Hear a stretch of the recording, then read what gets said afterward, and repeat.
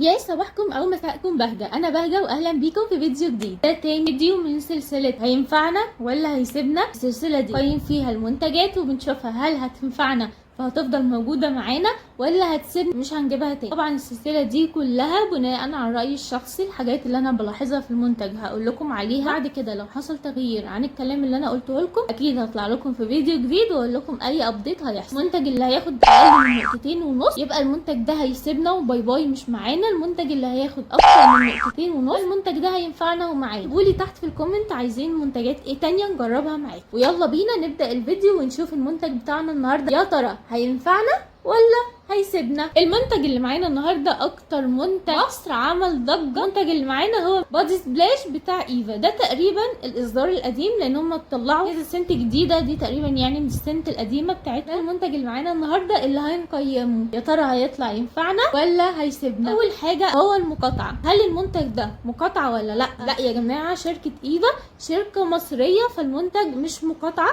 دي اول بوينت المنتج هياخدها معانا. البوينت الثانيه اللي هي شكله، هل شكله حلو ولا لا؟ بصراحه يا جماعه شكله حلو قوي. هي منتج مصري تحسوه كده حاجه مستورده، شبيه شويه المنتجات التانية اللي كنا بنشتريها. حلو جدا، انا بحب قوي اللي هو بيبقى ليه الغطا ده. شكله بصوا من هنا التفاصيل بتاعته بصراحه شكله حلو قوي، كشكل حلو جدا. طبعا لازم ياخد بوينت معانا على الشكل. قبل بس ما ندخل على البوينت التانية في موضوع الشكل، عايزه اقول لكم ان في عيب المنتج ده معرفش حد لاحظه ولا انا بس اللي لاحظته، ان لما تيجوا ترشوا اول رشه بتبقى جامده عشان تطلع، والله بتبقى جامده جدا. بعد كده الرش بيبقى عادي مفيهوش مشكله، ولكن تقعدوا فتره ما ترشوش منه، لما تيجوا بقى ترشوا تاني تلاقوا ان الموضوع صعب في الرش. انا معرفش حد لاحظ الموضوع ولا لا، فالموضوع ده بيضايقني انا، ان انا بقعد اضغط عليه جامد عشان يرش. ليه ما يخلوه يرش طبيعي يا جماعه؟ في ايه يعني؟ ده منتج عادي بيرش، خلوه يرش طبيعي. ليه العذاب يعني؟ الواحد بقى يفرط في الحر ومش قادر ان هو يدوس جامد. فبصراحه النقطه دي مش عجباني فيه ومضايقاني جدا، فانا هديله نص.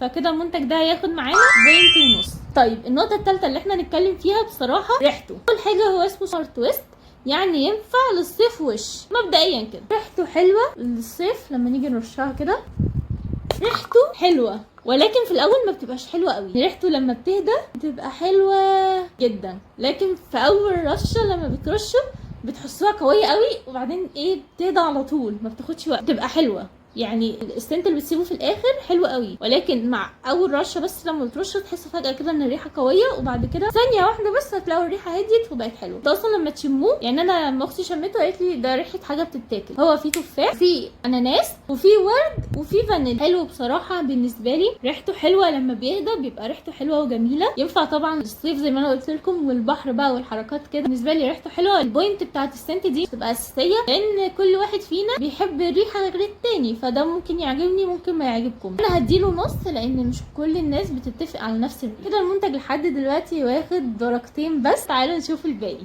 هل حجمه مناسب لسعره ولا لا؟ يا جماعه المنتج ده اول ما طلع خالص في البدايه كان ب 100 وحاجه، 150 اعتقد، 175. بصراحه كان المقاطعه مع الحاجات اللي بتنافسه المستورده اللي كلنا عارفينها، اللي كله كان بيشتريها، واللي سعرها وصل 1000 جنيه. متخيلين؟ قبل المقاطعه كانت ب 800 جنيه، فدلوقتي هتلاقوها 1000 وي. انا مش متابعه طبعا. بالنسبه للمنتج المصري انه يدخل منتج بالجوده دي، ريحته ما فيهاش كحول قويه قوي تخنق، في نفس الوقت ريحته حلوه وشكله حلو. شكل المنتجات الغاليه يعني مش زيها بالظبط، ولكن في منها حاجه رهيبه. ولكن دلوقتي المنتج سعره ل 200 او ممكن يكون غالي وانا بصور الفيديو ده، يعني الى حد ما سعره حلو، بس يعني اللي هو ايه، مش هتقعدوا تجيبوا كل الروايح اللي عندهم، انتوا بس هتجيبوا واحده بس، كل فتره تجيبوا واحده. فالى حد ما المنتج سعره حلو مقارنه بحجمه. هو 240 مللي، حجمه حلو، مش هيخلص بكره، يعني مش هتجيبوه النهارده يخلص بكره، لا هيقعد معاكم فتره حلوه. انا والله شايفه ان هو لو ب 200 جنيه ب 200 وي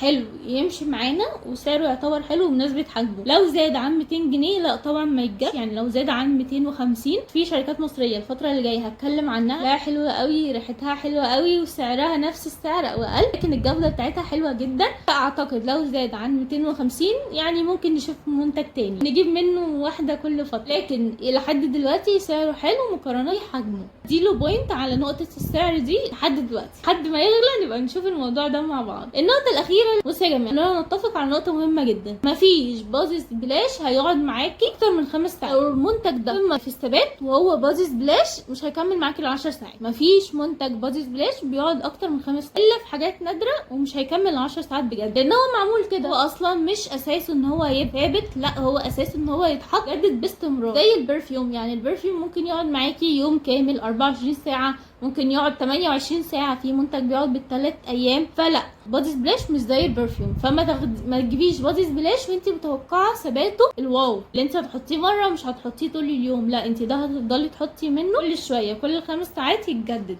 في ال5 ساعات ريحته هتبقى حلوه باينه، شويه شويه هيبدا يقل لحد يروح. بس عايزاكم تبقوا واخدين الفكره دي عن البادي سبلاش. مفيش بادي سبلاش بيقعد مده كبيره، فان هو يقعد 5 ساعات حلو قوي. ده المنتجات الغاليه اللي هي دلوقتي ب1000 بتقعد 5 ساعات، هو ما تقلقوش يعني، ده مش عيب فيه، ده طبيعه البادي سبلاش. انا شايفه بصراحه ان هو ياخد النقطه دي على نقطه الثبات. المنتج بتاعنا هيكون خد 3.5 أو 4 من 5. المنتج ده معانا وهينفعنا في قائمه ينفعنا. انا والله شايفاه حلو جميل، ولكن مش الضجه الجامده اللي كانت معموله عليه. يمكن لما اجيب روايح تانية منه يطلع اجمل، بس بتكلم على سمر تويست. حاسه في ناس هتضربني تحت في الكومنت ويقولوا لي ازاي ده ياخد 3.5 أو 4 بس. يعني دي اذواق، انا بس مجرد بقول رايي، كامل الحريه ان انتوا تروحوا تشتروه وتجربوه وتشوفوا هيعجبكم ولا لا. ولكن لو عايزين تجربوه سعر اقل اقل اقل من ضمن السعر ده، تعالوا اقول لكم ازاي. البيج موجوده على التيك توك، موجوده على الانستجرام، كل حته هتلاقوها موجوده، سيبها لكم تحت في الديسكربشن بوكس. بتبيع بادي سبلاش ايفا نفس اللي في العلبه هو اللي في الازازه. مش هقول لكم كوبي، مش هقول لكم هاي كوبي، مش هقول لكم تقليد ونفس الريحه ولا تركيب ونفس الريحه، هو نفس اللي في العبوه ده هو اللي هنا، ولكن بحجم صغير عشان تجربوه. انه حجم 10 مللي، في منه حجم 5 مللي تقدروا تجربوه. طبعا 10 مللي اغلى من 5 مللي، لكن ده سعره اصلا. ال10 مللي مش هيجي ضمن الازازه دي. فهسيب لكم الاكونت بتاعها تحت، تقدروا تخشوا الاكونت بتاعها وتدوروا فيه وتشوفوا ازاي بتعبي لكم البرفيوم من الازازه الكبيره للصغيره. كل حاجه طبعا متعقمه، عندها كل منتجات. والبرفيوم ما عندهاش حاجه للوش ولا للشعر غير زيوت بس. فدي يعني اذا حابين ان انتوا تجيبوا مبلغ صغير كذا حاجه تجربوها قبل ما تشتروا العبوه الكبيره. فده كان فيديو النهارده. لو عجبكم الفيديو يا ريت ما تنسوش تعملوا لي اشتراك في القناه وتفعلوا زر الجرس وتعملوا لي لايك وكومنت حلو، وتقولوا لي المنتجات اللي حابين نجربها، وتقولوا لي رايكم في السلسله. طبعا يعني يا ريت تعملوا لي شير. بشوفكم في فيديو جديد. ملحوظه قبل ما اقفل الفيديو، ده رايي الشخصي انا بس، الدنيا اذواق، ولولا اختلاف الاراء لبارت السلع، فخلونا ان احنا نتفق على النقطه دي. اشوفكم في فيديو جديد ومع السلامه.